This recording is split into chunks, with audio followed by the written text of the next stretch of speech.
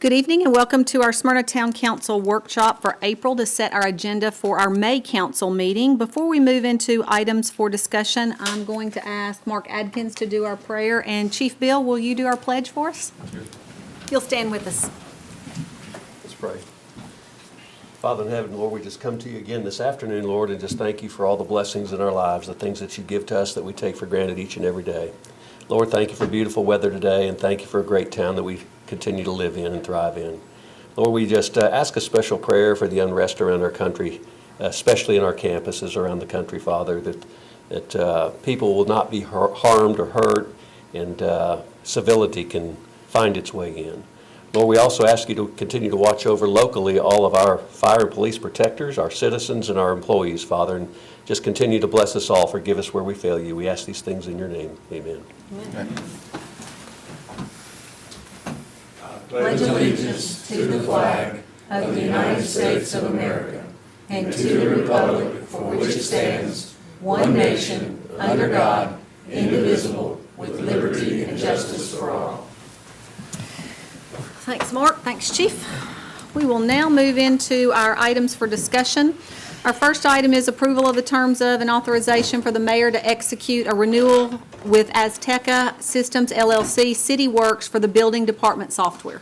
Yes, Mayor and Council, this is our annual contract renewal for the CityWorks platform where we do our codes inspections and all of our inspections for the codes department. Questions for Todd on City Works? Did the price remain the same, or did it increase at all? Remains the same. Okay. Other questions? Okay, we'll move on to item 2, which is approval of the terms of and authorization for the mayor to execute an agreement with the Barn Store to construct a metal storage building at Sharp Springs Park. Hey, Mike. Hey, Mayor, Council, this is a project that's in our capital improvements budget this year. It is a 30 by 50 by 12 metal building, mainly for storage to be placed at Sharp Springs Park. Right now, we're kind of storing Halloween props and programming materials and some things for the park itself in just various locations, including our shop on G Street. We got 2 bids. One of them was $110,000, and the low bid was $60,000 by the Barn Store. That's kind of their wheelhouse. So we would like to ask to put that on agenda for approval. Questions for Mike on the building at the park? So the Barn Store is the Three Brothers Construction, the same company? It is, Okay. yeah. I was It is. confused. Sorry about that. I forgot that was in there, but yes, sir. So will the location of the barn be in the back where we have the Sharps, or we have Halloween in the park, or No, is it going to ma'am. be somewhere else? I think there's a picture in the packet, but if it's not, it will be kind of right next to SB Drive. That way we have utilities and electricity right there, and we can fence it off along SB Drive, and also patrol can keep an eye on it. At night. We'll have lights out there, and the remaining of the funds will be used to fence the area. We have a gate right there. It's that first gate you come to. Other questions? Yeah, it's in the bid. It's in the bid Is it? packet. Okay. We'll Yeah. make sure it's in that packet. It's It the may one not that- be as The one that clear. says metal building bid doc PDF, Metal. and it's like page, I don't know, 6 or 7 down through there. That's out of the floodplain as well. That park's a lot of floodplain, so we wanted to keep it on high ground.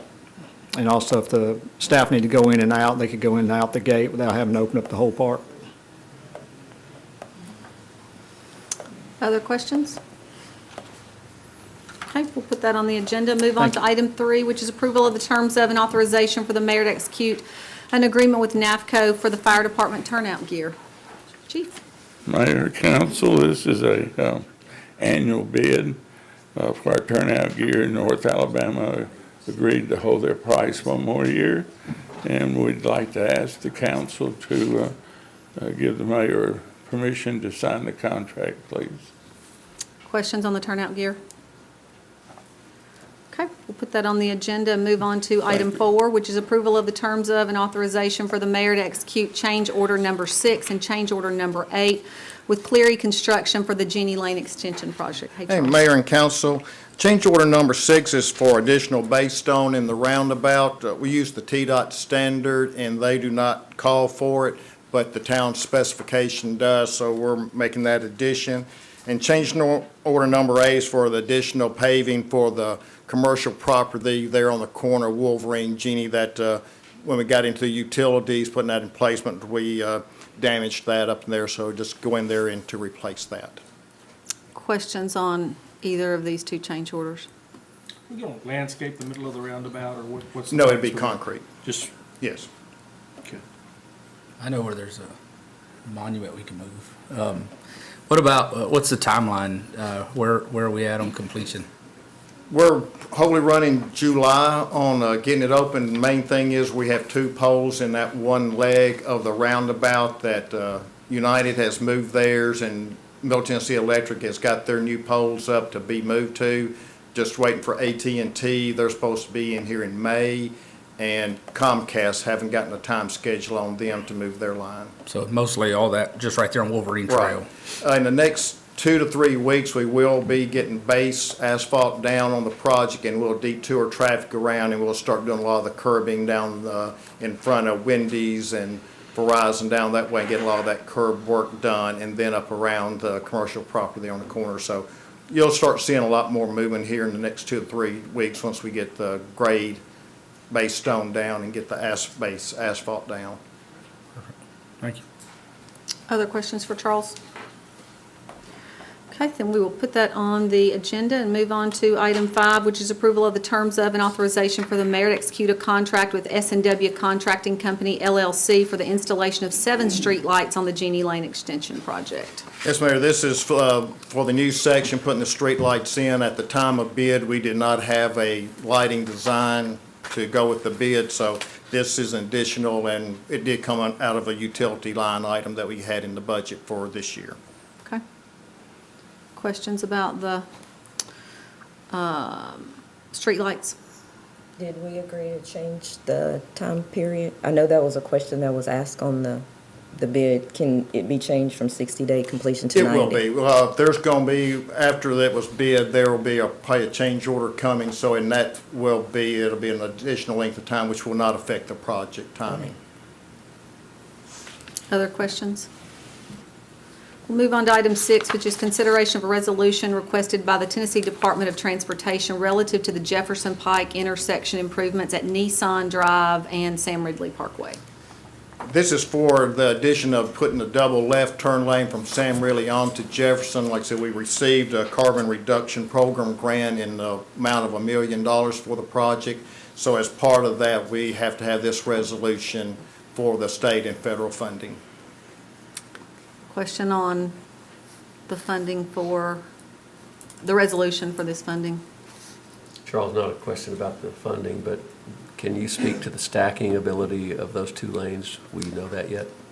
We're going to, like I said, we're going to put the double left in there, and we'll go back as far as we can once we get into design of it to get as much queuing as we can for that double left. And that will move them through a lot quicker now that we'll have the 2 receiving lanes on Jefferson Pike. And they'll open up the right-hand turn lane in front of Gills?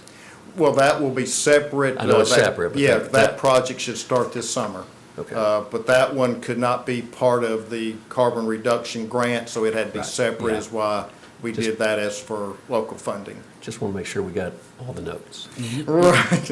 Well, like I said, it's several projects going there, plus Yeah. the Jefferson Pike, and then the TDOT has done the paving in there and taking out the concrete. So with all these projects coming down, we'll finally get it all done. I think you told us this before, but that right turn lane, how far back is it gonna come? How far up Nissan Drive It is will it gonna come back to the entrance into Into Gills area. Gills. It'll be past that, and like I said, I've worked with Jeannie Williams on there, and we've worked it out. We'll do away with the left coming out of the store there, but the rest of it will remain. Yeah, Because so it's any- dangerous now to make a left out of there as is, but when we put the additional lane, it'd just be too much. So they can go back out the side to Jefferson Pike and make a left at the traffic signal. Right, funnel them back to the light. Yeah, but gotcha. we're going back, but we're going to make sure we stay within the right-of-way and not have any right-of-way encroachments. Took you down the rabbit hole, didn't I? That's fine, sir. At least I have the answers this time. Other questions? Okay. Item 7 is approval of the terms of and authorization for the mayor to execute an agreement with S&W Contracting to install pedestrian signals at the intersection of Sam Ridley and Weekly Lane. Hey, Tom. Thank you, Mayor Council. Because of the amount of pedestrian traffic we get at this intersection, currently there isn't a signal there. There's some apartments and Tennessee Rehabilitation Center that people walk down there and try to cross that intersection, and it becomes kind of dangerous. So what we've decided to do is go ahead and put a pedestrian buttons there to interact with our existing signal system. I've gotten approval from TDOT on the construction plans, so we will be installing this pedestrian signal there and some ramps for people to have a safe refuge to get to, eventually tie in some sidewalks to this area as well. Questions for Tom on the signalization? Okay, then we'll move on to item 8, which is approval of the terms of and authorization for the mayor to execute a change order with TTL for testing services associated with Fire Hall 4. We hired TTL to do all the testing out at Fire Hall 4, and they had anticipated 30 days to complete the block work, and because the type of building that's being constructed, they have to be on site every day that there's block being laid or mortar being mixed. So the contractor had 60 days to complete that work, so it was an additional amount of time and effort for them to be out there. But been working with them to get together and make sure that they are in the same time as far as amount of effort expected by TTL on the project. Questions for Tom on this? Okay, then we'll move on to item 9, which is approval of the terms of and authorization for the mayor to execute contract extensions for 2024 through 2025 with various vendors for chemicals for the water and wastewater treatment plants. Yes, ma'am. So these are contract extensions. All the vendors did agree to hold the same pricing for next fiscal year. Questions about any of the chemicals? You're not gonna read them? Mike? Were you want He to was read asking them? if you wanted to read them. I think he was talking to you. I think he's talking to you. Any questions on these? Then we'll put that on the agenda, and we'll move on to item 10, which is approval of the terms of and authorization for the mayor to execute a contract extension with J&B Tanker for the water treatment plant lagoon sludge removal. Yes, ma'am. Every year we do the opposite lagoon. This year will be the South Lagoon, and J&B Tanker has agreed to hold their price for another year. Questions about the lagoon cleanup? Okay, then we'll put that on the agenda and move on to item 11, which is approval of the terms of and authorization for the mayor to execute a contract extension with IM&E for mechanical maintenance for the water and wastewater treatment plants for 24 and 25. Again, IM&E has agreed to hold their same pricing. This is for mechanical work on pumps, motors, things like that at both plants. Questions for Mike on this? Okay, well, item 12 is approval of the terms of and authorization for the mayor to execute the 24-25 annual bid contracts for the chemicals for the water treatment plant and wastewater treatment plant. These were a couple of items that we did have to rebid this year, and these are the lowest and best bids. Okay. Questions for Mike on this one? Move on to item 13, which is approval of the terms of and authorization for the mayor to execute an extension agreement with Dan Weaver for the water system leak survey. Yep, Dan's done a great job for us. He agreed to hold his pricing the same. He'll do the system leak survey as well as spot leaks that are hard to find. He'll come in and help us find them. I think he's been doing our stuff for quite a while. Yes, he's getting close to retirement, Is so he? we'll take him as long as we can get That's him. right. Item 14 is approval of the terms of and authorization for the mayor to execute an extension agreement with BH Homes for emergency water line replacements. Yeah, BH Homes did take over doing the emergency line repair and replace and done a really good job, and they've agreed to extend their pricing for another year at the same cost. Questions for Mike on this one? Okay. Item 15 is consideration of an ordinance relative to the rezoning of property located on tax map 33, part of parcel 58.00, to amend the approved PRD requested by Matt Huff. The property requested to be rezoned contains 18.93 acres and is located west of Fortitude Trail, and this is a second reading for this one. Kevin? Yes, Mayor and Council, this is a second reading on a PRD amendment. This property is located west of Fortitude Trail, north of the Woodmont development. Land use plan would support medium-density, single-family residential in this area. Surrounding zoning is R3 and PRD, which are a couple different PRDs, Woodmont and Colony Estates at Green Tree. This existing approved PRD is for 70 single-family lots. The amendment would remove 4.2 acres from that PRD and reduce the number of lots to 60, which does increase the density slightly from 3.03 to 3.17 houses per acre. There is a change in the proposed amenities a little bit there. All other aspects of the approved PRD do remain the same. This request and the next item on your agenda are in tandem with one another, would result in a better overall road layout for the area, as a cul-de-sac within this development, which would be called Burnett Ridge, would connect to the north and create additional avenues for ingress and egress. The Planning Commission did review this, did recommend approval unanimously. We had quite a bit of discussion about this before, but is there any other questions or comments? Okay, seeing none, we'll move on to item 16, which is consideration of an ordinance relative to the rezoning of property located on tax map 33, parcel 58.01, and part of parcel 58.00 to amend the approved PRD requested by Rob Mulchin. The properties requested to be rezoned contain approximately 37.68 acres and are located on Ryan Hill Drive, and this is a second reading. Mr. Mayor and Council, as you said, this is south of Round Hill Drive, it's east of the Skinner Drive. Again, medium-density, single-family residential is our land use policy for this area. Surrounding zoning is a mix of R1, R3, and then the PRD being the Burnett Ridge, Woodmont PRDs. The existing approved PRD here is for 11 single-family lots. The amendment would add 4.2 acres to the previously approved PRD, which would be coming from the Burnett Ridge PRD, and then allow up to 113 single-family lots, which does increase the density from about 3,300 of a house per acre to 2.99. The houses would have a minimum of 1,600 square feet of living area, would be finished with a mix of brick, stone, and concrete siding, and have 2-car garages. All requirements of the town regarding open space, parking, and setbacks would be met. This would extend Ryan Hill Drive through the site to connect to Burnett Ridge, and there would be an extension of Skinner Drive through the site as well. And there would also be a connection to Millgate Drive within the Woodmont development.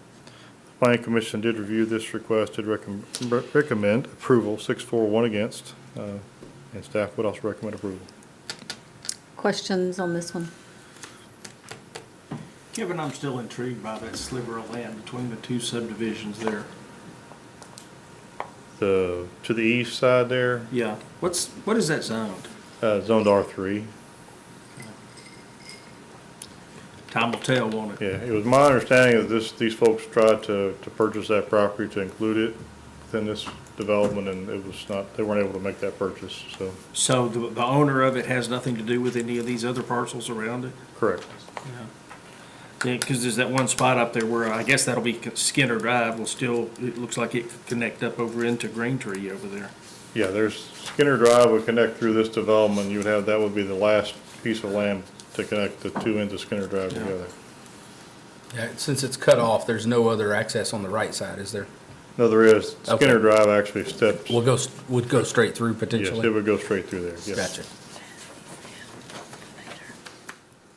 Other questions? Okay, then we'll move on to item 17, which is consideration of a resolution approving amendments to the Smyrna Police Tow Manual, 3rd edition. Jeff? The only material change from what they're actually doing right now with the tow manual is it's moving, currently the tow lots have to be within 5 miles of the town limits. And I think they ran into some issues with that being deep into Murfreesboro, depending on where you measured from. And so the recommended language change is going to be just within the urban growth boundary of the town. Now, they changed several months ago, and they've notified all the record companies. The applications used to be considered in June, but now they're going to be considered in April. But spoke with the chief today, and he's assured me that everyone's been notified for the next year to be in April. Yeah, let me add to this. I was approached by 2 of the tow companies, and they were concerned that as town limits expand, if 5 miles from town limits gets deeper and deeper into Murfreesboro, Laverne, and surrounding communities. And although it's not quite there, as city limits moves towards Murfreesboro, 5 miles would encompass basically all of those tow companies down College Street. And it would basically open up 7 or 8 tow companies that would be potentially eligible for towing in the town of Smyrna. So moving it to urban growth boundary keeps us from having to worry about where city limits is. It's got to be in our urban growth boundary. And so that's kind of where this came from. And then the request on the month, I think that was Andy's request, just because June is a busy time for them, and backing it up to April just makes it better for them, but. Questions or concerns about the changes to the tow manual? Since we're almost finished with April, So how does that affect us? several months ago, so they've been actually having that in action. So they, This is just cleaning up the language that's gotcha. on there. So theirs will be good till next? That's right. Okay. Yeah, and each company has to resubmit annually, and so the companies have already submitted for April. Other questions? Okay, then we'll move on to item 18, which is approval of the terms of and authorization for the mayor to execute a contract for audit services for the fiscal year ending June 30th, 2024. Hey, Rex. Hey, Mayor and Council. The staff is recommending the independent certified public accounting firm of Blankenship CPA Group to perform the audit for the fiscal year ending June 30th, 2024. They've been approved by the Comptroller of the Treasury to audit municipalities in the state of Tennessee. The estimated fee is $41,000 plus $2,000 for crosswalk work. There could be additional costs relative to single audit, new construction costs, pension, and/or OPEB funds, grants, bond projects, and new GASB implementation. Staff recommends giving the mayor the authority to enter into a contract. Questions for Rex on the audit services? Did you explain what crosswalk work, was it all those things you just said? What is the 2,000 for crosswalk? The extra things would be in addition to the 41 and the 2. Well, the 2 is for crosswalk work. What is that? Crosswalk work is, the state has moved toward a standard chart of accounts for all municipalities. They try to get all the cities to abide by that. They had a hard time, so now they're getting the audit firms to do that work so that there can be a comparison between cities for. Okay. So they're aligning it with whatever the state designated line items would be? Okay, okay. Other questions? Rich, how long would it take them normally to do these audits? We start in middle part of May and end up usually the middle part of December. This is typically where we find out how our credit ratings will wind up and financial stability of the town. Yes, as soon as we get our audit complete, we send in our completed audit reports to them so they can evaluate us. We're still holding strong to AAA. I feel good about it. Think you will? Okay, good. Appreciate that. Other questions? Okay, we'll move on to item 19, which is consideration of an ordinance adopting the property tax rate for fiscal year 24-25. The tax rate ordinance establishes the property tax rate for fiscal year 24 and 25. Our recommendation is for the tax rate to remain the same from the prior year at 52.57 cents on each $100 of assessed taxable property. We're asking you to approve this. Council, questions for keeping the tax rate the same? You didn't mention that, but it keeps us revenue neutral, correct? We're not actually raising the rate? That's correct. It's not a certified tax year. This will be straight up. Yep. Questions for Rex on this?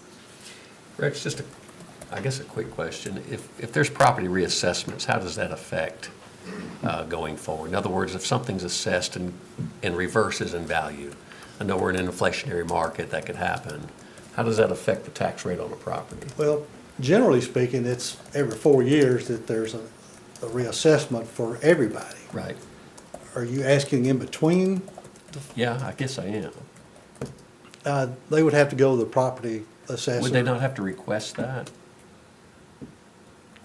In other words, if you want to argue your value in a sense. I think you request it, the best way to do it is if you dispute it. Yeah. I was just curious about the neutrality of that rate. Every 4 years they'll do that. I think the Yes. county Now, there was assessor's something in office. front of the legislature that that they were Is that Rob talking Mitchell's about work? Is that- changing it from 4 years to 2 years to 3 years, or somewhere in that neighborhood. Yeah, More- 4 years is a more long frequent. time. Yeah.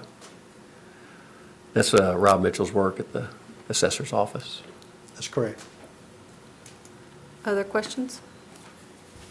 Okay, item 20 is consideration of an ordinance relative to a budget amendment for fiscal year 2024. Mayor and council, these are the fiscal year 2024 budget amendments. We are making a concerted effort to get all of our amendments done before the end of the year. So these numbers don't actually necessarily correspond to an actual amount. We're trying to guesstimate a high number so that we won't have to go back and do any more budget amendments. Like for the transfer to the capital projects fund at the end of the year, I don't think we're going to be anywhere close to that this year, but we're just doing that just to cover our tracks. Okay. Any questions about the numbers that are in our packet? So if we're budgeting for more than, so that we don't have to come back and do another amendment, how does that affect these numbers? Like what you were talking about with the going to capital projects, transferring those amounts to capital projects? Just transfer. Well, we increased the revenue to offset any expenses. And you said you increased it more than what you think it's going to be? Yes, like for example, at the retreat, we estimated what the surplus this year would be in a general fund by somewhere around 4.5 million. We're asking for 10. We don't think we're going to get to 10. If we don't get to 10, we're still covered.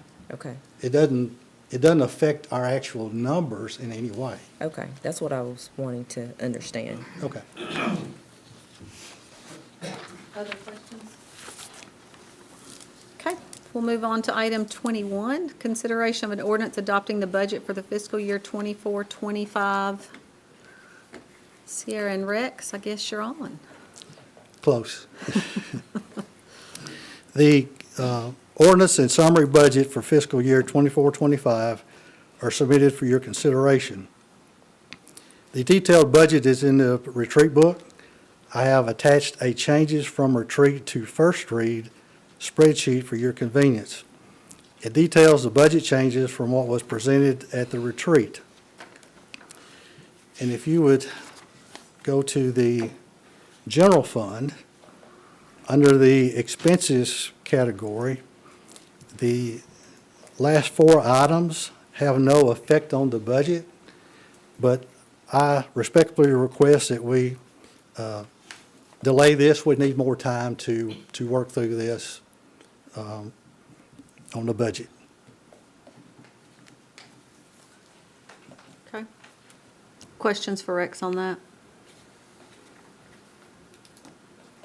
Okay, we can do that. Thank you. And now we'll do our budget presentation, and we'll try to make this as short and painless as possible.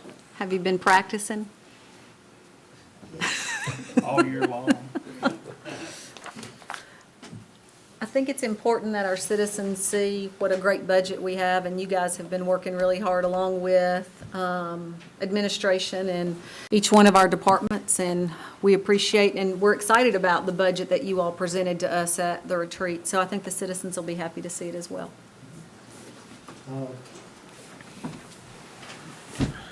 The budget process started in September of 2023. And no, that's not a typo. Sierra did a survey, and some of the departments wanted to get an earlier start, so she worked really hard. And we did start in September. Directors and managers submitted their request. Then budget meetings were conducted with the department representatives, town manager, assistant town manager, town attorney, and finance director. The town council met with management staff and elected officials at the budget retreat for a work session that concluded in the budget for fiscal year 2025. This is a brief overview of the summarized proposed fiscal 25 budget. The detailed budget and fee schedule will be posted on the town's website. It is scheduled to be posted tomorrow. And down at the bottom of the page, you can see the link that it takes to get to the budget. Property tax rate, we are recommending the town adopt the previous year tax rate, no change. And I thought it is always a good thing to kind of look and see what our neighbors, what their tax rates are. We've got Rutherford County, Murfreesboro, Laverne, Smyrna, and Eagleville. For the employees in the budget, the merit and bonus increases from the employee evaluations are included in this budget. Longevity is included in this budget, and a market adjustment of 2% is included in the budget. Now I'll turn this over to Sierra when she'll review some of the special revenue funds.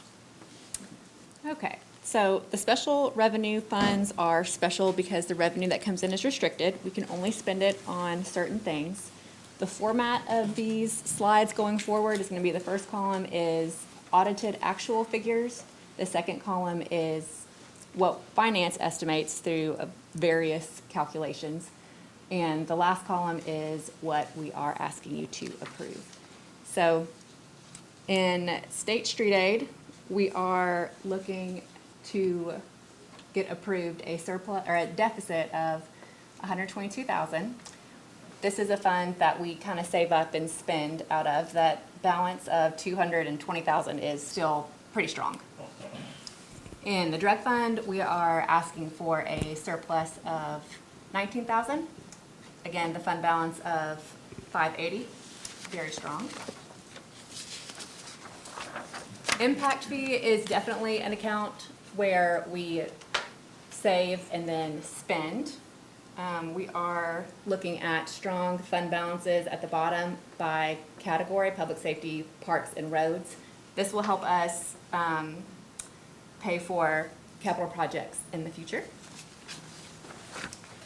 In stormwater, we have another strong fund balance of $2 million. This year, we're looking at, it's kind of unusual, we're looking at spending 50% of our capital project budget on infrastructure and 50% on equipment. Usually we spend a lot more on infrastructure, but we've got some heavy pieces of equipment like brush trucks, a tractor, vehicles. Insurance fund, we are self-funded, so the revenues that come in is what we charge the departments. We're looking at a break-even year of about $53,000. We have a really strong fund balance of $3 million. Debt service, this fund shows kind of a snapshot of current year expenses. We are not looking at any new debt. This slide shows outstanding balances in the general fund for debt. 16 million outstanding is pretty impressive. Capital projects fund, this is kind of zero-based. We transfer in money and then we spend it. That $30 million in fund balance is essentially our estimated cash balance at the end of the year. So pretty strong. Rex is going to go into the more detail about capital projects later. This slide is pretty important. It shows the funding sources of all the different capital projects. And if you look at impact fees of 12% and grants at 34%, that is almost half of our funding source comes from funds that is not from the taxpayers. That's really important. This slide shows all of the capital assets, which is infrastructure and equipment, that has been put into place in the last 10 years. A lot of it I looked at, I think, Mayor, you were asking about infrastructure at the retreat. 84% of what we have spent over the last 10 years is infrastructure. Okay. Start in on the natural gas fund. The markup rate for natural gas is moving from $2 to $2.20 per 1,000 cubic feet, resulting in the average residential bill increased by $1.05 each month, and the average commercial bill increased by $10.80 each month. This next slide is a borrowed from Mike Strange. Natural gas is primarily used for heating purposes. The far left numbers that you see is average temperature degrees from November through March. The far right numbers are MCF by the thousands. So it may be hard to see at home, but the bottom line on the chart, and it says 41.2. Sarah, can you infrared that right there? That's what we consider a cold winter. And you can see the blue line up above it, up there, has been an average temperature since 2027 over those months. So you can see we haven't had a cold temperature, and that's a driver in us going up on our consumption rate. Natural gas fund, we're going to have we budgeted that as kind of a break-even year. Natural gas is hard to budget because it's based so much on the weather and the temperature. The key indicators, we're looking good there, change in net position and net increase in cash. Major sources of revenue in the gas are residential, commercial, and industrial. The only industrial customer that we have is Nissan, and we're budgeting about a third of the budget comes from Nissan. This is a chart of natural gas expenditures by type. And really, this chart can fluctuate quite a bit because it just depends on the market price of the gas when we buy it. And it has been known to fluctuate quite a bit. And those numbers are in similarity with the numbers from the prior year. We buy ahead as we go on that, or is it pretty much we pay at that point, or do we set a price in maybe 6 months ahead of time or not? Mike does look at the market, and he can hedge and has hedged. If he gets a really good rate that he thinks is going to do good, and he talks to our gas consultants and they agree, then they'll lock in some.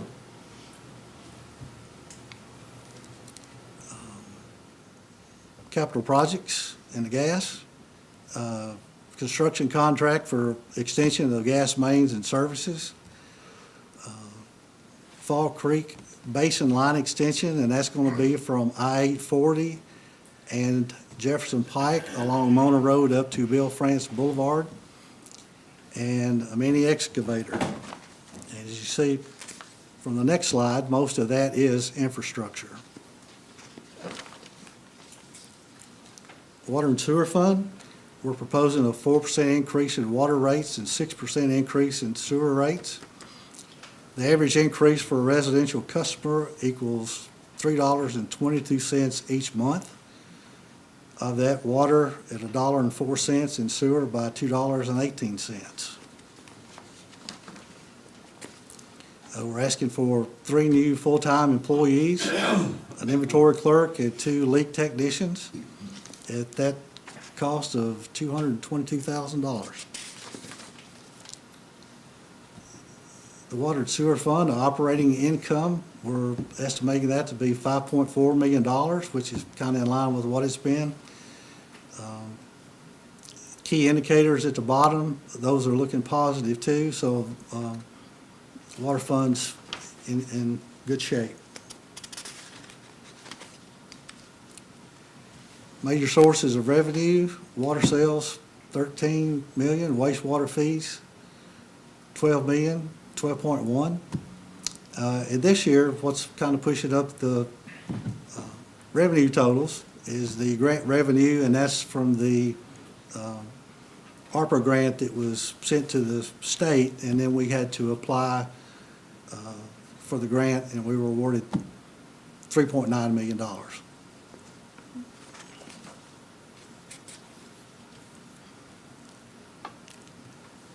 I guess the thing here that I always kind of like to point out is your water and wastewater funds and your natural gas fund are called enterprise funds. They are accounted for like they're a regular business, so therefore they have depreciation expense. And depreciation expense was 18%. The debt service was low at 11%, and all these numbers were similar to the prior year. Our debt associated with the water and sewer fund, outstanding principal at the end of June 30, 2024 was $46.9 million. That's a good number, especially considering the wastewater treatment plant expansion was around $38 million.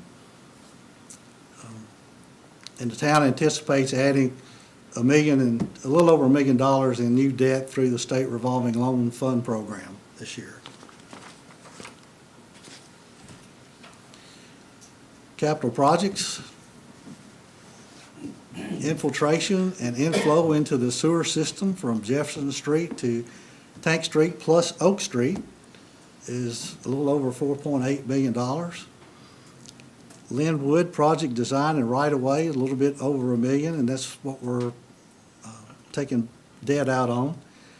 North Lowry water system upgrade, $1 million. Paint and sandblast a reuse tank, $300,000, and emergency line repair, $275,000. And this goes to show you that 98% of our capital projects were for infrastructure. General fund, new personnel. We're asking for 6 full-time personnel. Parks for a lead groundskeeper, police for 3 officers, and police for a crime analyst, and finance for a full-time grant writer. Part-time, you got waitstaff, dishwasher, and cooks for the event center, and an additional groundskeeper for the parks, and your cost there is right at $500,000.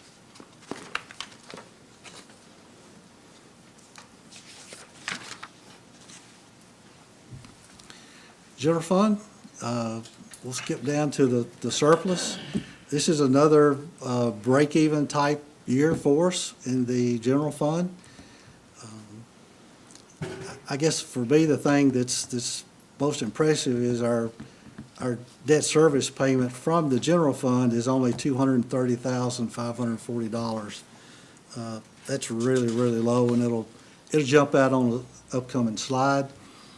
The 24-25 ending fund balance at $37.1 million would give us 58, almost 59% of the ending fund balance to the operating revenue, and our financial policy suggests us to be 30 to 35. So we're still almost double what our policy calls for. Good job, sir.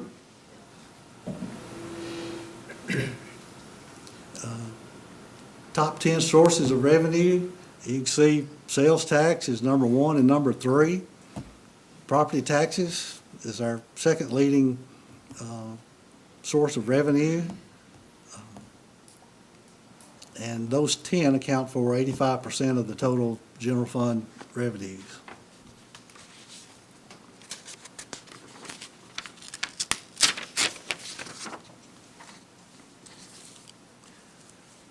This chart shows us the breakdown in chart fashion. Local sales tax is 35%, property tax 25%. Then we have other revenues, state revenue, of which in the state revenue is the state sales tax, and other local revenue. And the percentages are in line with what they were the prior year. General fund operating expenditures. The 2 slices at the top are the biggest. We have the police at 30% and fire at 25%. So that's 55% of your budget is for public safety.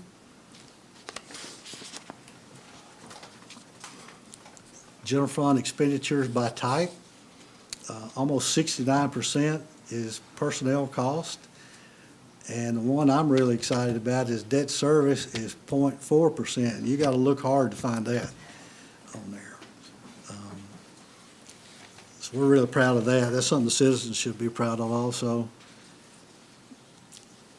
Capital projects of interest in the general fund.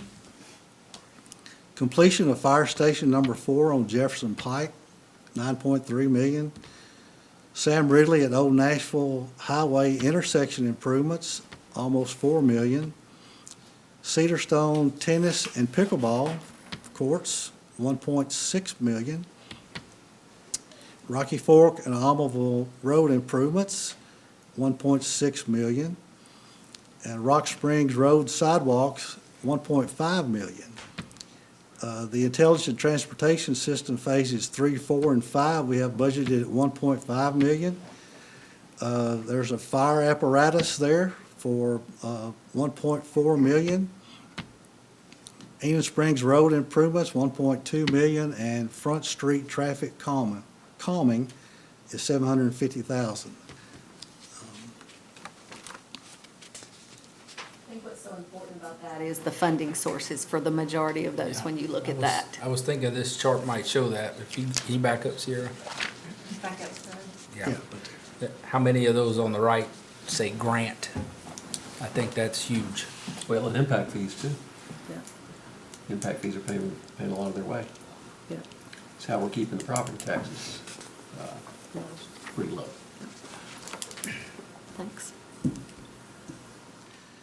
So that equates out to infrastructure being 48% of the capital projects and building and facility improvements at 37%. And it's, infrastructure is usually higher than that, but we've got the Cedarstone restrooms and the fire station number 4 being built and for facilities.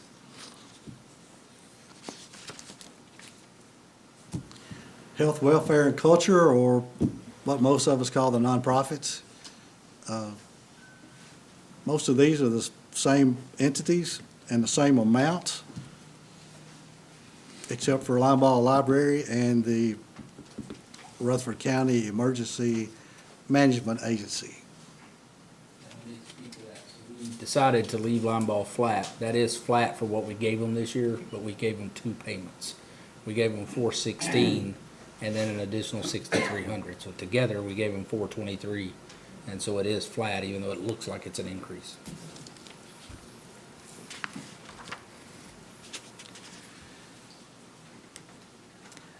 Five-year capital project update. Council, if you remember, back in 2022, we got together and formulated out a plan for prioritizing some of our capital projects. These are not all of our capital projects, but some of the more important ones.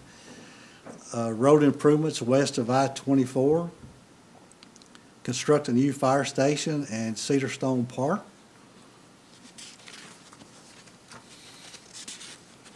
And here's some of the projects that are completed on the road improvements. 1 Mile Lane and Almoville Road traffic light, Almoville Road corridor study, Walden Road interchange and traffic light, road improvements to Gwynn Farms, maintenance on Rock Springs Road, and thoroughfare plan for McEwen Lane. Now, this kind of shows you the general area of the streets we're going to go over. First one is Rocky Fork, Almoville Road. This year's budget's got $600,000 in there for it. Lee Road, this year's budget has $450,000 for it. Cooks Lane, the budget, we have $500,000 in there for that. The next project, I know this is not west of I-24, but this is a project I think a lot of people would find, I'm kind of excited about it. Rock Springs Road and Old Nashville Highway intersection, and it's getting off the ground with $300,000 in the budget. construct a new fire station. There's a rendering of the fire hall. Mr. Peach was kind enough to take a picture for us of the progress. As of April 23rd, that's what it looks like if you haven't been by there lately. So it's well on the way towards a completion soon. In that fire hall and what goes in it, just some of the higher things that we have budgeted this year is completion of the station at $9.3 million. And the funding, 5.5 of that was an ARPA federal grant. And equipment and furnishings into the station number 4, $150,000. And the apparatus and equipment of $1.6 million. And that's a total of almost, well, it is $11.1 million that's allocated that one spot. Cedar Stone Park is another project we're really excited about. This slide may be hard to see at home, but the narrative that has the red font to it is what's going to be done in the phase that starts in 2026. And that's another entrance, a walking trail, Little League baseball quad, connector road, and a playground site.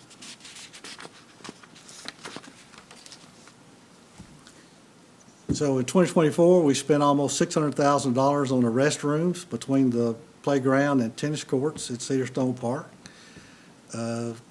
Construction for the tennis and pickleball courts.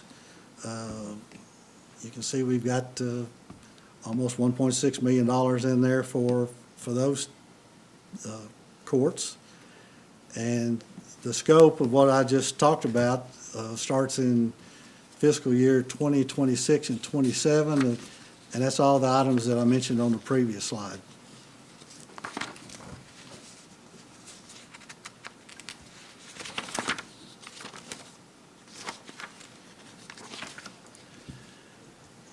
The amount of general fund surplus that we've transferred to capital projects by fiscal year, you can see we started in 2018, and we've been saving our money for future capital projects.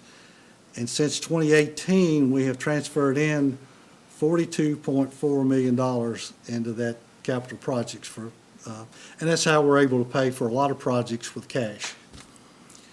Also in 2024, the net proceeds from the sale of the Summit property were deposited into the capital projects fund. That was $5.1 million. So next we have the anticipated completion dates and cost of these prioritized capital projects. And we'll just look at the description under the capital project. Jefferson Pike Fire Hall and purchase of the fire apparatus, 11.2. Eugenie Lane, 2025 at 2.8. Rocky Fork Amelville Road, 2.4 million. Lee Road in 2027 right at $3 million. Cooks Lane in 2027 at $3 million. We anticipate sometime in 2027 the Cedar Stone Park being completed at a cost of $11 million. And we have commitments for 2 fire apparatus in 2027 and 2 in 2028 for $5.7 million.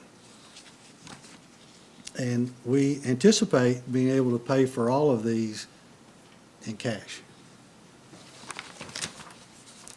However, if for some reason the funding runs short, we could always go to the bond market for an additional $20 million. We have an excellent credit rating today with Moody's. We're AAA rated, which is the highest you can attain. We have Standard & Poor's as our other credit rating agency, and we're at AA+, which is their second highest rating. And I would anticipate whenever we go to borrow again, Standard & Poor's will also bump us up to their highest rating. The $20 million should be somewhere, would approximate around $1.5 million in debt service by the year. And if you'll notice, in 2025, under the difference column, our debt is going down almost $1 million. So if we did decide to go get 20 million in the bond market, the impact would not be a significant matter to our finances.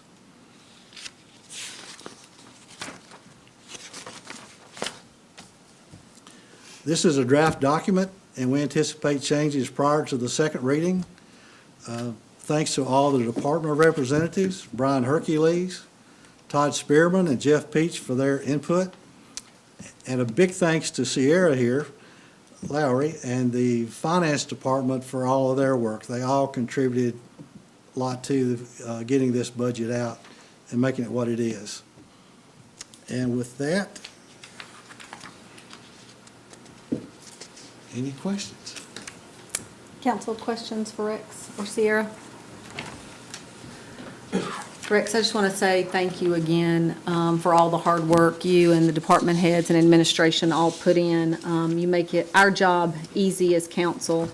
I know we went over these numbers in detail at the retreat, but I hope what the citizens see is what a strong financial how strong financially we are here at the town of Smyrna, and that we're able to pay so much in cash, and we don't have a lot of debt out there, and that we're able to do so many projects while, other than Eagleville, we've got the lowest tax rate in Rutherford County. And so I hope the citizens feel like they're getting a real bang for their buck in regards to the taxes that they pay. So, council, comments?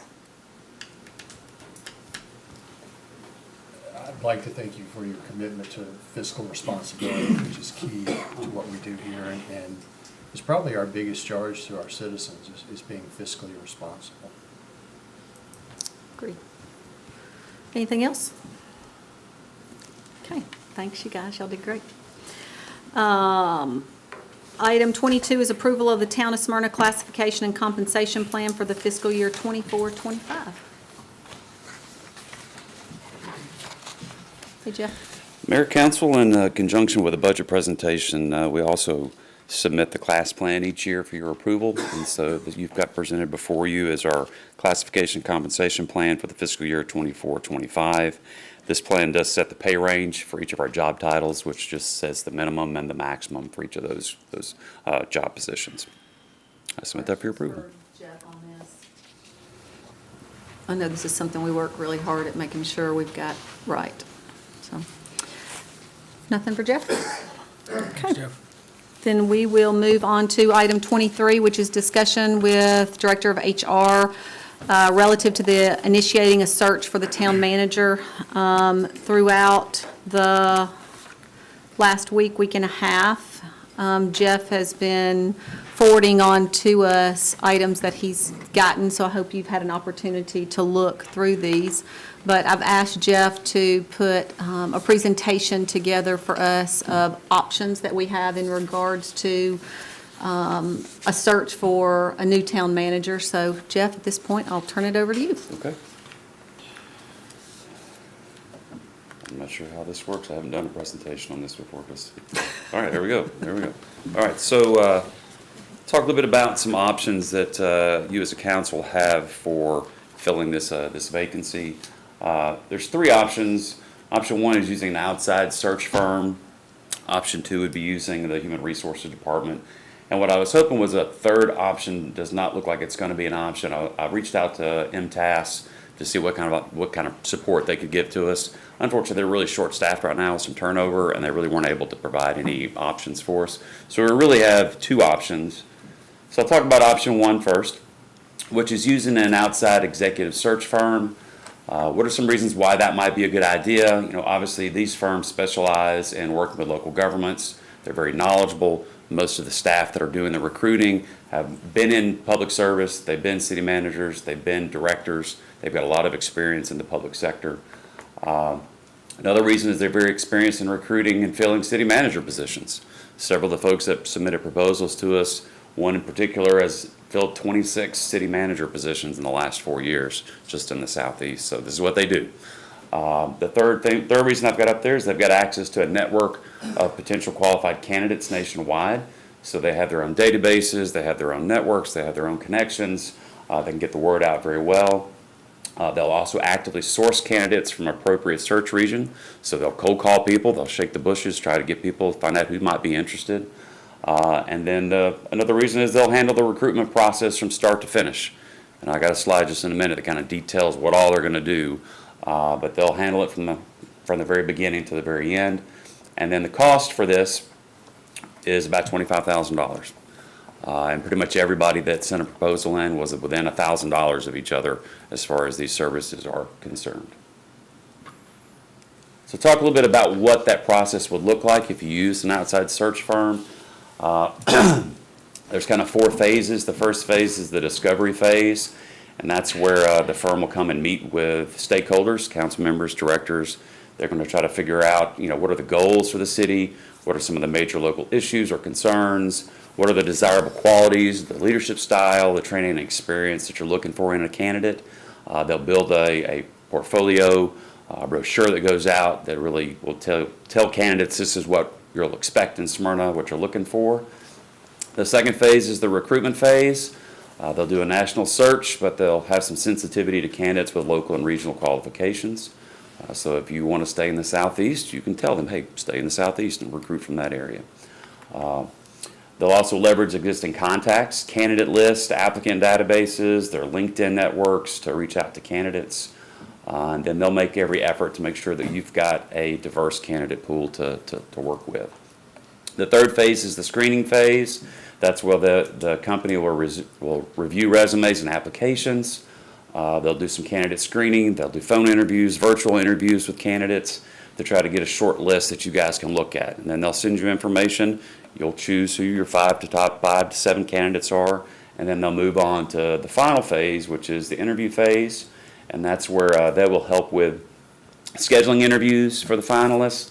They'll conduct extensive background investigations to make sure the candidates are good, solid candidates. They'll go all the way through coordinating the job offer, salary negotiations, any pre-employment processes. And then if you need them to, they'll even draft an employment agreement for the town attorney to review. So really from start to finish, they'll do the whole process as much as you want them to do. And if there's things that you guys want to do, they'll probably be glad to let you do that as well. But that's generally what all of the different companies have some form of this phase that they'll move through. Talk a little bit about the executive search firms that I researched. I did go to ICMA to get a listing of firms, and they have 15, 20 firms there that they recommend. I did contact 6 firms and you see those listed there: Mercer Group, GovHR, Coffin Associates, Baker Tilly, Raftalis, and Sumter. I received 3 proposal packets.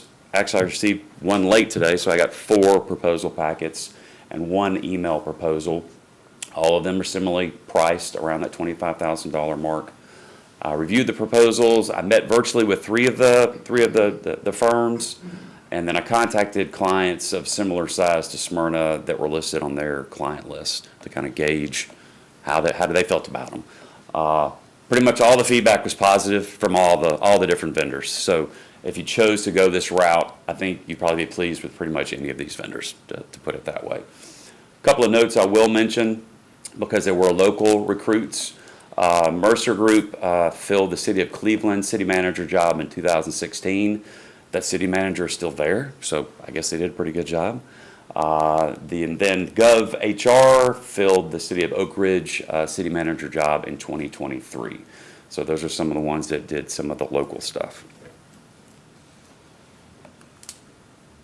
Option 2 would be using the Human Resources Department to do this. This is what we've done the last 2 times, and so it'd be a very similar process. I won't read through all those things, which is kind of similar to what the firms will do. One of the things I will highlight is the little third bullet there, is we do have a new feature in our NeoGov platform, which we haven't had previously, which the NeoGov platform is our online applicant database where people apply.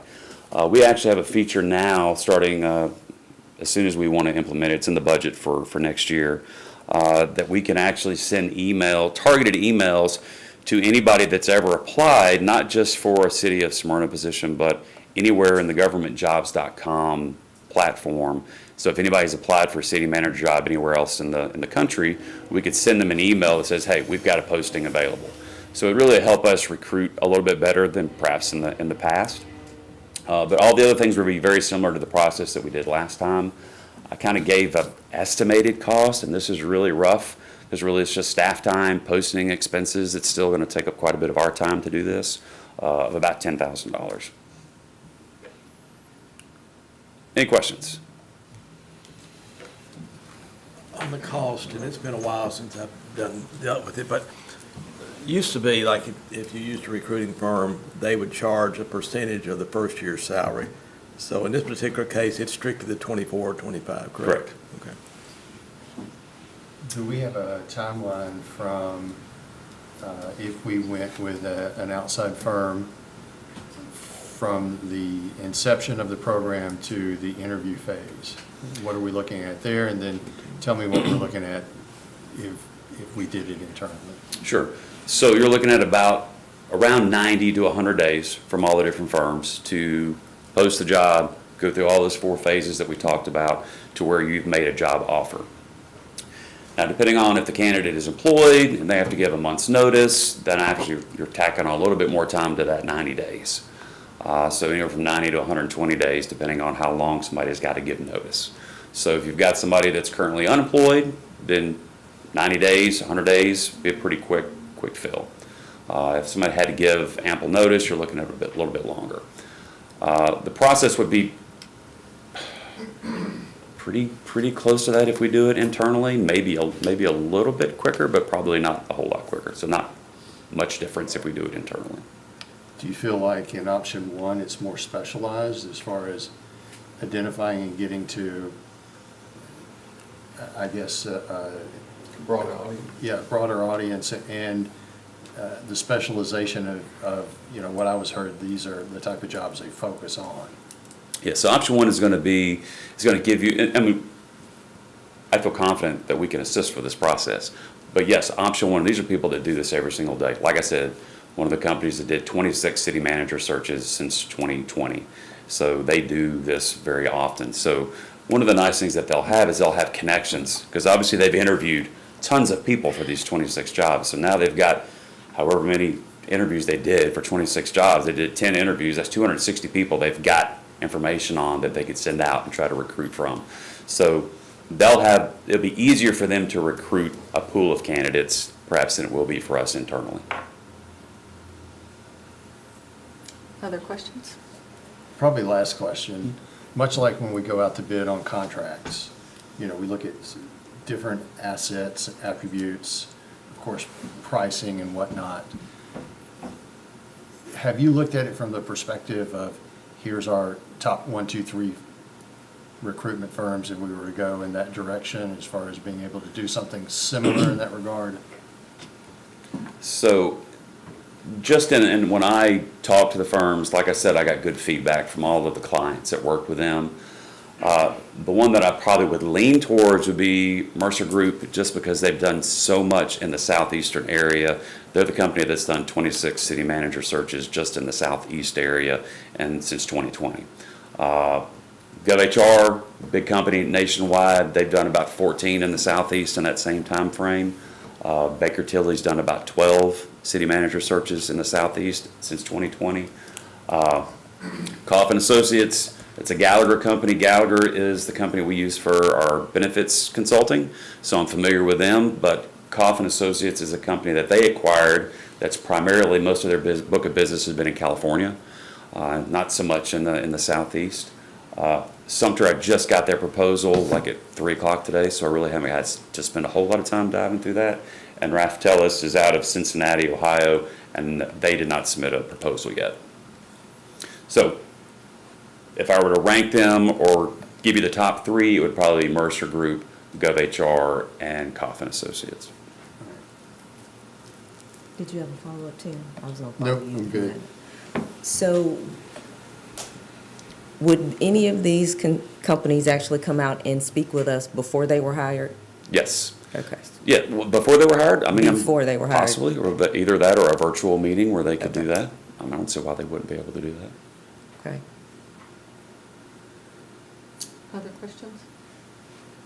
Just in looking over the presentations and stuff like that, and I did look at Sumter a little bit this afternoon, but I kind of agree with you that Mercer looked like they would be a fit for us, you know, with the people that they have placed and such as that. And Sumter didn't, like I say, didn't look far behind them.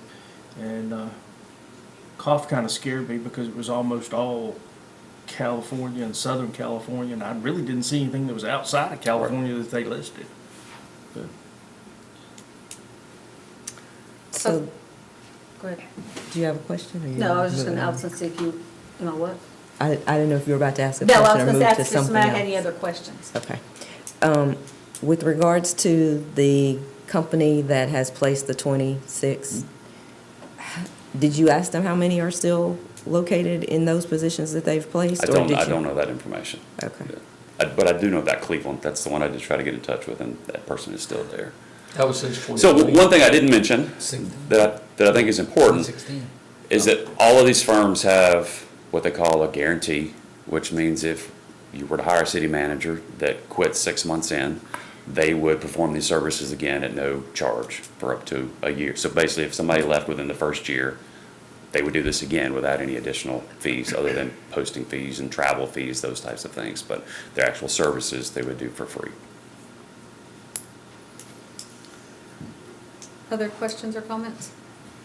My only comment, Jeff, and this is no knock on you or your team, but I think, my personal opinion, I think we would be better served by looking at an outside firm to get as many possible candidates as we can. If you think about town managers, there's usually only one per town, and A lot of them are leaving their and- places of work, though. well, and there's just a small pool, and if you're looking at, you know, what you can do with just local resources, you know, it's gonna limit the selection criteria quite a bit. And, you know, we've talked about education requirements, ICMA, or standard certifications, things like that. I just think we're gonna have a better option or better pool to select from if we can get a wider search area. I agree with I you agree on with that. you, HG, you know, and maybe this is just the southern boy coming out in me, but I think we need to limit the search to certain regions, not necessarily just the southeast, but I don't know that a candidate who's never been in the southeast or never lived in the area might not really kind of fit with how we do things, right? Like, for example, one of the things that's came up recently is funeral processions. Town of Smyrna still does those, and we're one of the only communities that do, even in Rutherford County. And so it's kind of things like that that makes us a small town, that kind of adds to the character that we have, that I think we want to make sure we can kind of continue with anybody we select. But that doesn't mean we just want somebody from Smyrna, right, or Tennessee. So I think that's kind of where I'm leaning at. Again, it's not a knock on you or your team. I believe you guys could do the job, and I just think you would be limited on the pool just because of the access you have. Agreed. I don't know that it's so much of a knock versus just realizing how labor intensive it would be for us to do that, and for us to in-house continue with the day-to-day with the HR responsibilities that we have. So I Well- guess that's the first question. I mean, I'm kind of hearing that we're wanting to look at an executive search firm to do this. Jerry, are you kind of Yes. saying? Okay. Yeah, I agree. I think that's what we Raquel, HG. Okay, so that takes off in-house, so, Yeah, I kind of would like to agree with Raquel a little bit. If we could have an opportunity, even if it was just a 30-minute kind of call with maybe your top three, or, you know, maybe all six, whatever you could coordinate. If we could do that expeditiously, that would be awesome, just to give us that opportunity. I don't know how that works, Counselor, with us all being in the meeting. if we do a special call meeting just specifically coordinate 'em for all that, together. then we could do that. Yes, we probably do it in the big conference room so that you have telephone services and Yeah. Yeah. and our big Zoom camera. Yeah, that would be a nice add, is that, you know, if we kind of get to hear from them directly beforehand. And then, you know, then we can move forward with a decision from there. And I don't know how this works. Do we need to, if we want to move forward, could we, at the next council meeting, give Jeff the authority to move forward with a contract, or do we need to actually vote on the individual firm? So this is what I'm hearing. You tell me if I'm incorrect. What I'm hearing is you'd like to have an opportunity to speak with some of these. And so we would set up a meeting, possibly 6, 7, something like that, before the next council meeting. Or even sooner, as you may. If you found someone and everybody was on board with who you want, then Jeff could bring a contract forward at the council meeting, as long as we have enough time to advertise and place that on there, so. Yeah, and the only reason I'm asking that is that, you know, if we don't do that, then it pushes us back basically 6 weeks from tonight, right? We're a whole another month. And that's all I'm trying to just make sure that we're expeditious, because we're leaning on you for your time, or, you know, we are kind of running the town with, very qualified folks, but we need to get somebody, you know, kind of back in control soon. And you can always have special called meetings. You could have 2 special called meetings, so even if you need to have another one. So, you know, you're not going to be constrained by just the 6 weeks, but to allow no grass to be growing underneath us, I think we can have meetings as need be. So we can call a special call meeting in order to give us time to speak with them. That could happen Yes. in the next week or 2? Yes, yes. Okay. So if we did that, and whether we did all 6 or we narrowed it down, and that gives us time to study the proposals, if you've not already had a chance, that Jeff's already sent out, and then we could listen and have discussion and questions with each one of the groups that we have present to us. And then, I mean, if we felt comfortable that night coming up with who we wanted, we could do that. Or if we wanted to wait and have time afterwards to go home and think about it, we could even do a second call, special call meeting. Are you all comfortable with that? Yes. Yeah. Do you want to narrow down to just the top 3 after he's researched these, or do you want to do all 6? I think taking his guidance on who he feels like are the top 3 candidates makes sense to me. I don't know if we need to interview 6 companies necessarily, but I'll do whatever everybody else sees fit. I trust Jeff to bring us the most qualified. He's done his homework and talked to these folks. I've used Baker Tilly and Mercer both at Nissan, and so I have some experience just with them personally, but not the government side of it, right? And Mercer, I know, has their own government entity. It's not the same people that I deal with at Nissan, even though it's the same company.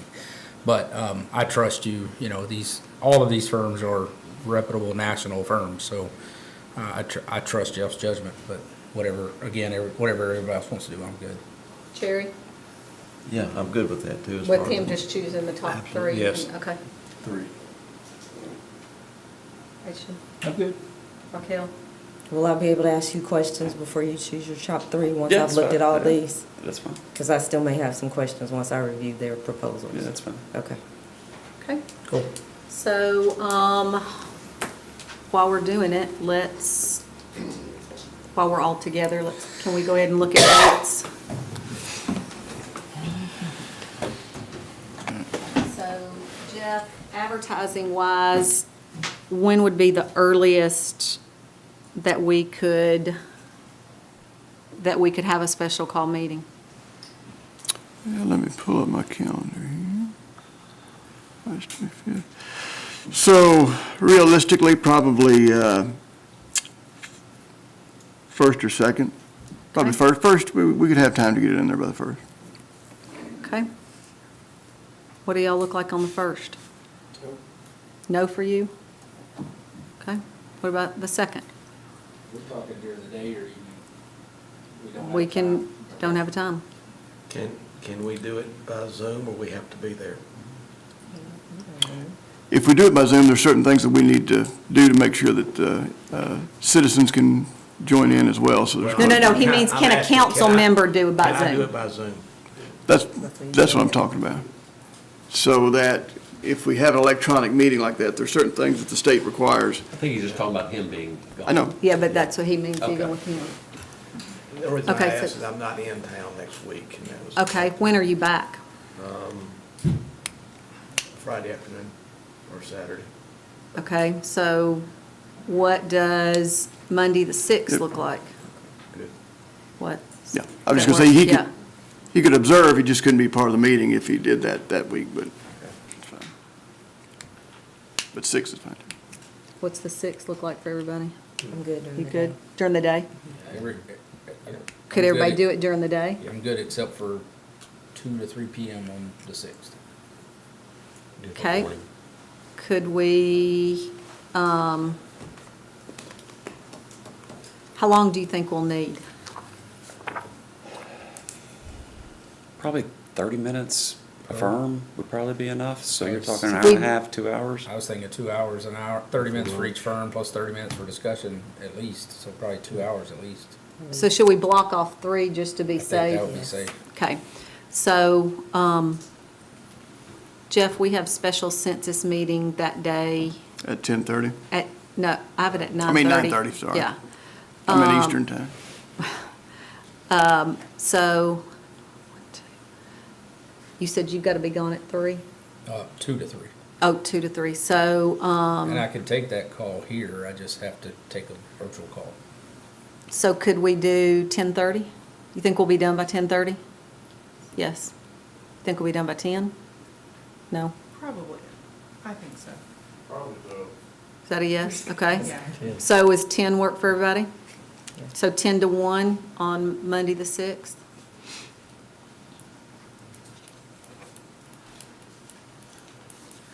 Okay, Jeff, just in case we want to, we're not comfortable making a decision that day, who we want, should we go ahead since we're only a week and a day from our council meeting, should we go ahead and look at another day to do another special called meeting in case we need to, for advertising purposes?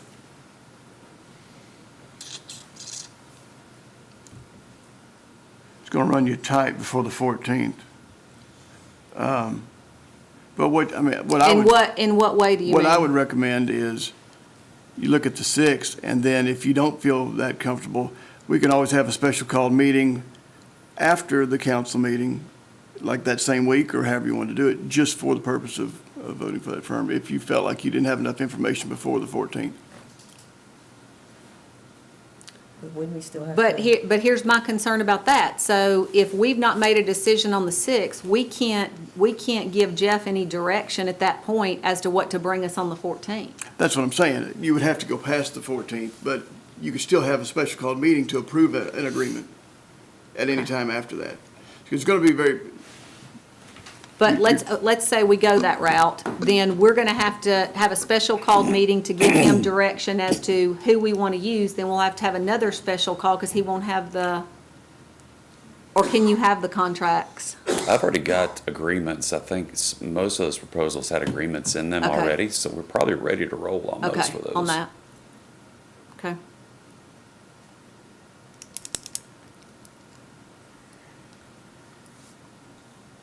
Okay. Well, then I guess at the special called meeting on the 6th, if we're not comfortable with who we think we want to move forward with to vote on it on the 14th, then we can plan another special called meeting, even if it has to be after the 14th. Because I do think we need to move on with this. Okay, so we all good? Okay. Okay, so, Jeff, you said your top 3 right now is Mercer, GovHR, and Coffin Associates. And I'll spend some time on Sumter's, tomorrow. Okay, Kind of dive just into a in little bit and case. see if it's a little bit, I know they're a newer firm, so they don't have quite as much recent experience, but I'll take a look at their Okay, proposal and see. okay. And then if something changes after y'all talk, if you'll let us know. Okay, Okay? thank you.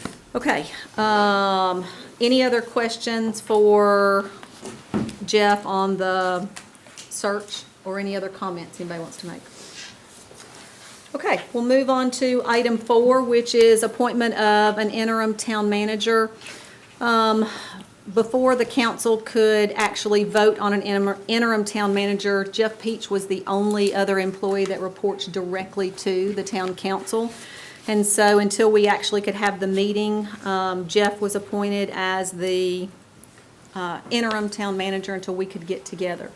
So I wanted us to be able to have discussion and vote on this tonight as to who we want to fill the interim town manager position. So at this point, I'll open up the floor for discussion. My thought would be that Jeff's doing a good job and let Jeff continue. To your point, he's the only employee who reports directly to the council as it is. This would allow the assistant town managers to continue to manage their individual departments without having to take on additional responsibilities. Jeff, you'll just have to do both jobs. That's my recommendation. I think he's saying you don't have any other responsibilities. We're not really sure that you do anything anyway, so, you know. That's, to me, there's just not another logical option. But the interim, you know, the goal is to make this as short as possible. But we don't know, you know, it could be 90, 120 days. Well, he's got two capable people, with Todd and Rex. Well, we also just hired an assistant town attorney, so he's no longer short-staffed, which also may help. And he has the certifications to be able to step into this role also. I don't know that anyone else know, not that y'all don't know that, but Yeah. I don't know that There we do. the general, I don't know that the public knows that he's been certified to be able to, Yep. to act as a town manager.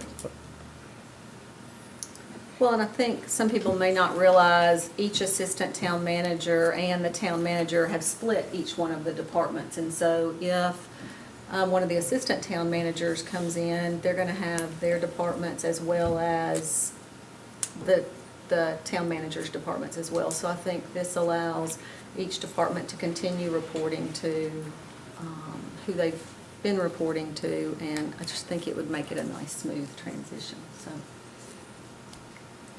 Other comments? Anybody ask Jeff if he's willing? Yes, I'm willing.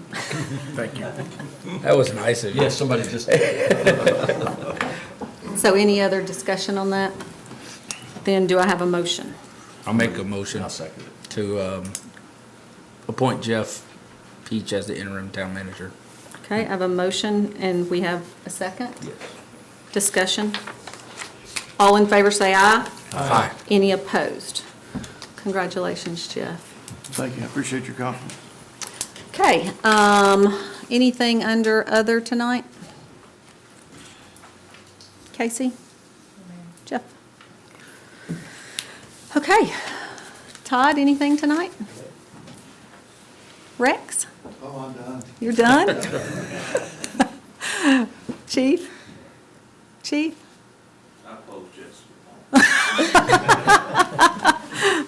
Too late for appeal. Did you want it?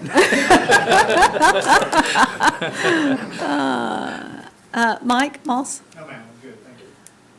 Jeff? Tom? Kevin? Mike? Christie? No. Hal? Lisa? Charles? No? Oh, my goodness. Carl? Okay. Casey, anything tonight? Hey, real quick, Carl, do you want to say anything about the website? I can. Yeah. Great. Give everybody an update on the website.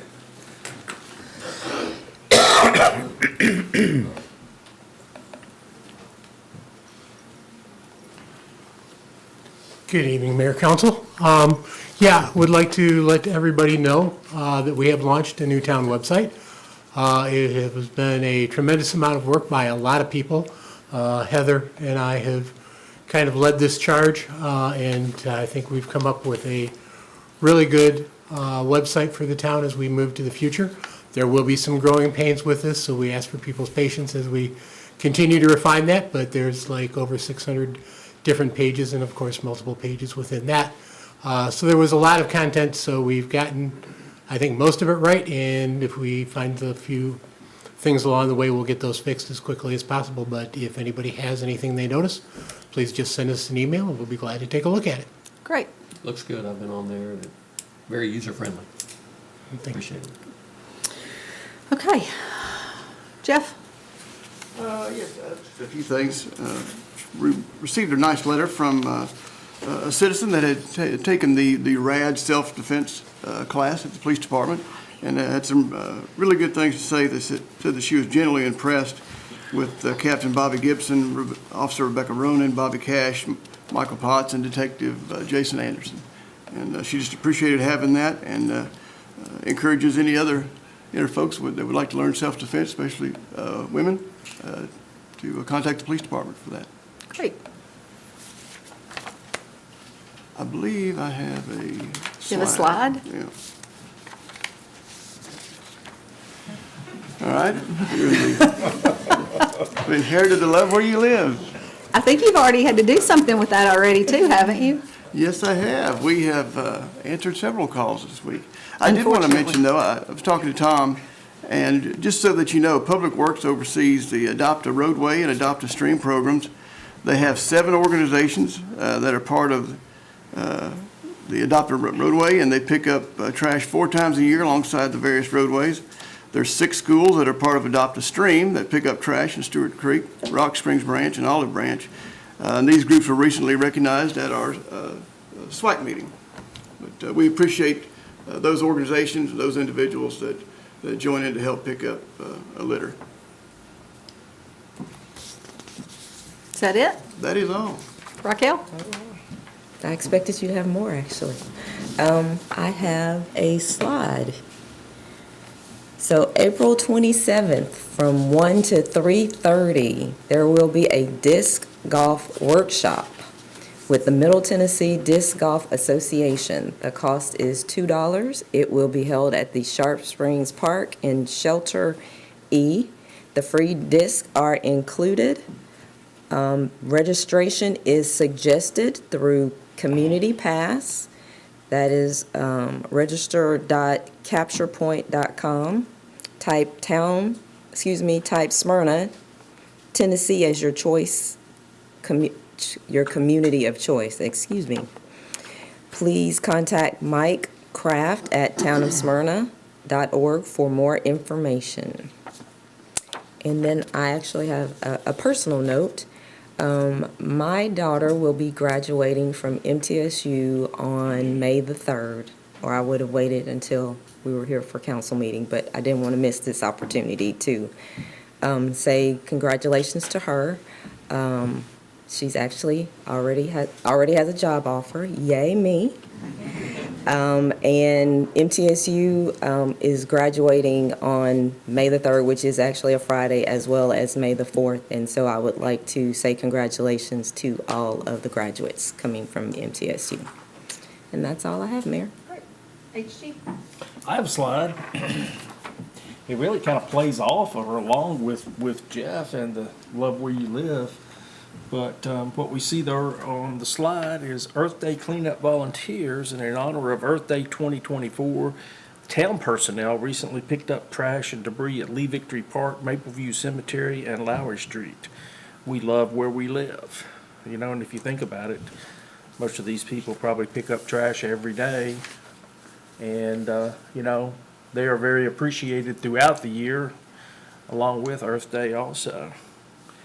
Congratulations to your daughter on graduation. That's always a big event in the family.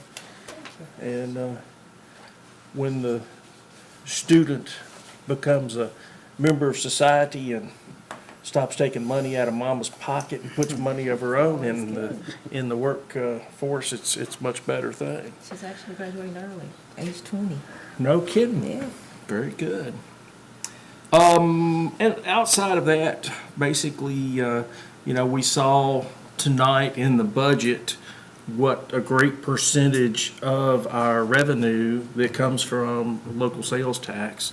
So I, once again, encourage everybody to shop local. And other than that, let's just be kind to each other. Yes, yeah. There is one thing I forgot to mention that was very important. One of our long-term employees, Jimmy Carney, his wife Thelma passed this week. Oh. And so our hearts and prayers go out to Jimmy. And so he's just a salt of the earth guy. Yep. She was too. Mhm. Yeah, condolences to Jimmy and his family. Raquel, congratulations on Laura. I know it's a big deal. Rex, Sierra, thank you for your presentation and working on this. I knew it was a long process. I had no idea it started in 2023. So I'm sure you're ready to start working on the 2026 budget now. So I do have a slide tonight, and there it is. Okay. Big thank you to Bojangles at Lee Victory for providing a free meal. To Smyrna Fire and Police Department, we're thankful for the support that they give to our first responders there. And they have done this for several years now, and they are big supporters. You'll see that Todd is there as his capacity as health inspector and food taster. Of course, I'm there being former law enforcement, and Mark, former first responder EMS. We've had a lot of experience in eating in restaurants like this, so we were glad to be there. And that's it. Is that it? Yep. Jerry? Okay, I've got a slide as well. I want to recognize our police department and fire department. They participated in the YMCA's Healthy Kids Day here recently, and I know there was a lot of fun that morning with some family-friendly activities. So thank you to those. Thank you to the YMCA for hosting that. A couple of things. Let's see. Raquel, again, congratulations to your daughter. I know that's a very proud mom, so congratulations. And also condolences to Jimmy and that family as well. Rex and Sarah, thank you guys. I know it's been said before, but there's a lot of time and effort that goes into all those numbers that all of a sudden just become right here, and you're trying to get them all lined up. And but I always hated that time of the year when I had to deal with it in the past. So thank you guys and everybody that worked on that. The Chief Bill probably had a picture, but he didn't. I didn't get it. But about several weeks ago, I went to a celebration of Mr. Williamson, Lonnie Williamson's dad, and Phoebe turned 100. And so we went over there. They had a little drive-through for him, and his wife was there as well. But just an outstanding man. We told this story before. I've got a picture on my phone at the fish fry of Mr. Williamson and my dad sitting there talking, and they didn't know it, but they both were on the same ship when they came back from World War II. And so after they got to talking years ago, they realized that they were on the same ship. But he's just a sweet man. So anyway, congratulations and happy birthday to him. All right. Well, congratulations to Nora. I would say it to the television, but I assume she's probably not sitting around watching our council meeting. So if you'll pass it on to her. I personally have been lucky enough to be around her for the last 8 years and watching her grow into the young lady that she's become. So I know you're proud, and make sure she knows that we're all proud of her too. 2 years early is a feat. My daughter graduated on time, and my son is still working on it, but he won't be on time. But yeah, congratulations, and make sure she hears it from you. On the budget, thank you guys. I said it last council meeting, this was probably the least amount of adjustments and changes that I've seen since I've been on the council. This one came in, and it was almost perfect from the beginning. So great job. I know the directors had a lot to do with that. The things that you submitted were appropriate and fit in the budget, and were all seen as what we needed. So I appreciate all of your work, but you guys for finalizing it and putting it together and getting it to us. Thank you. And HG, your comment about the sales tax, local sales tax, I did the math when that slide was up. 48% of our revenue is local and state shared sales tax. So it's number 1 and number 3, but it's half of our revenue. So that's huge. Condolences to Jimmy and his family. Great great people, and salt of the earth is the best way to describe them. You're right. And then Carl, thank you for the information on the website. Website looks great. I've been playing on it pretty much all day, but I didn't want to leave out Heather and her involvement. I know she had a lot to do with it. So thank you very much, Heather. Appreciate that. I do have a slide, and it's up. The 5th annual Kids Safety Day is coming up Saturday, May 4th. Smyrna Fire, Police, and Parks, and Stonecrest Medical Center, Centennial Children's Hospital, and many other community partners will be at the Smyrna Outdoor Center from 9 a.m. to 1 p.m. on Saturday, May 4th. The event is free, and it features safety education, free bicycle helmets, free entrance into the SOAC, door prizes, and more.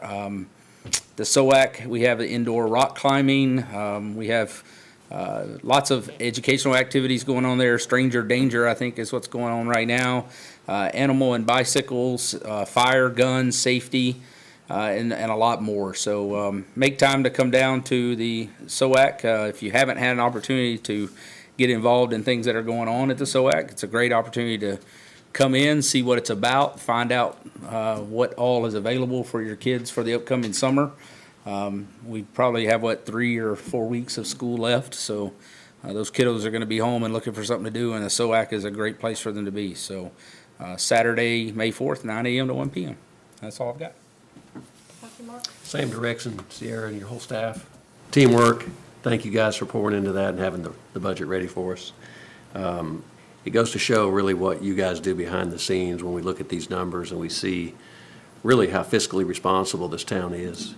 And, the fact that our credit rating's so good, our debt service is so low, and that we're paying cash for things as we go, keeps it off the citizens' backs, right? And so I really appreciate what your work reflects that. So just Eagleville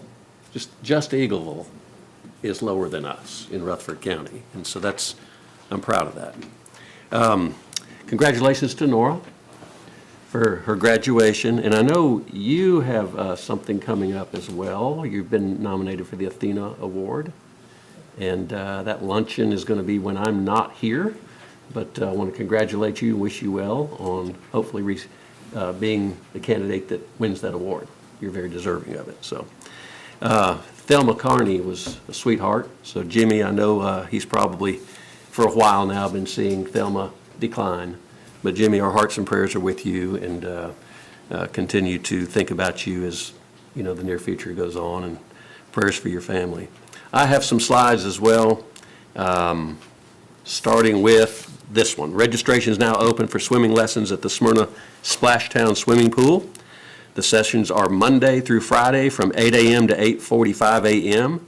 The cost is $50 per session. The age requirement is 5 years old. So, Chief, you can go. You're allowed to go get swimming lessons. Townofsmyrna.org is where you would go on to register for that. The second slide I have, Smyrna Utilities Coordinator of Safety and Compliance, Bert Meese, recently enjoyed participating in the Smyrna Middle School's Career Day. There you see Bert. Thank you to Smyrna Middle School for hosting such a great event. Thank you for Bert. He always shows up. Next, we had the pleasure of going out to Stewart Creek High School about a week and a half or so ago, and got to be a part of this event. I'll say a little bit more about it. We were delighted to attend it. This was Every Kid is a Hero Day. And this was held at Stewart's Creek. Thank you for Stewart's Creek for hosting it. Myself, and you can see Todd and Rex in the picture there, and Heather was there too, being the paparazzi taking the pictures. This event is for special education students from across the country. School buses showed up. A lot of kids showed up.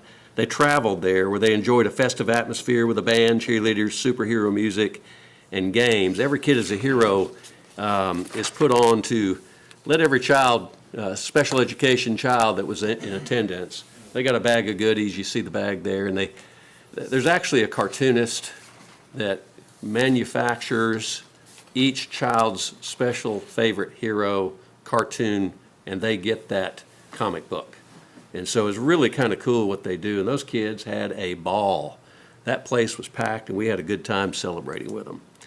The last one I have, congratulations to the new Smyrna Police Department officers, Zach Chapman, Daniel Morales, and Timothy Russell on their recent pinning ceremony. We just did that this week. Chief Irvin and interim town manager Jeff Peach offered remarks at the ceremony. We want to welcome them. Pray that they'll be safe out on our streets as they begin to do their police work in our town. Mayor, that's all I have. Okay, I have a couple of slides. The first one is, we're inviting you to join us for the Mother's Day brunch at the Smyrna Event Center on May the 12th. It is by reservation only, and you can call or email for reservations. The phone number is 615-459-4444 or karen.cothran@townofsmyrna.org. I would say get those reservations quickly because they will probably be gone.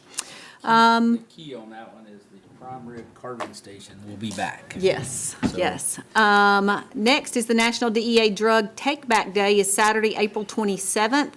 The Prevention Coalition for Success is partnering with the Tennessee Department of Mental Health and Substance Abuse Services for a drug take-back event at the Smyrna Police Department from 10 a.m. to 2 p.m. And we encourage citizens to safely and anonymously drop off unused or expired medication for proper disposal. Saturday, April 27th, 10 to 2 at the Police Department at 400 Enon Springs Road East. And accepted items are tablets, capsules, and patches. Not accepted needles, syringes, or liquids. We invite you to come out and explore our newest exhibit, which is Life on the Edge. Enjoy space and ocean-themed activities while also learning about different extreme environments. This exhibit is sponsored by Middle Tennessee Electric, and if you're a SOAC member, and you can join us on April 26th from 6 to 8 for a special preview of Life on the Edge that is exclusively for SOAC members, and registration is suggested through Community Pass. Next, we have our Smyrna Police and Fire Departments are proud to announce the return of our joint effort for the Police and Youth Fire Academy, which will 2024 Academy will be held June 3rd, 7th. The Academy is designed for children ages 8 through 13. Activities will be held at the Smyrna Fire Station 2, which is out on the base from 9 a.m. to 3 p.m. Monday through Thursday. Students will participate in a graduation ceremony, which is held on Friday, June 7th. Priority is given to the Town of Smyrna residents and first-time participants. The class is limited to 50 students, and applications will be processed on a first-come, first-served basis. All you've got to do is townofsmyrna.org, and there will be an application in which you can download. The complete application will be needs to be delivered along with a registration fee of $35 to the Smyrna Police Department there on Enon Springs Road, and it is a fun time that is had by all. National Public Safety Telecommunicators Week honors the men and women who respond to emergency calls, dispatch emergency professionals and equipment, and render life-saving assistance to citizens, and we're grateful for our dispatch team. They're the ones on that line when you're having to make a phone call that you probably really don't want to have to make. So we appreciate each one of them. We want to congratulate our Smyrna Police Department Dispatcher of the Year, Brian Arnott, and Brian has been with this PD for 9 years, and during that time he's shown initiative by becoming a training officer. He's gone above and beyond to ensure his coworkers and even more so his trainees are successful. Brian was chosen for many reasons. He's described as a selfless coworker and the definition of a team player. Brian has volunteered his time to additional tasks such as the Crime Suppression Unit, spearheaded by Detective Schaefer. Brian received a letter of commendation for his leadership in organizing procedures and documenting information for grant purposes. He's part of the SWAT team, serving as a tactical dispatcher, and is part of the peer support team.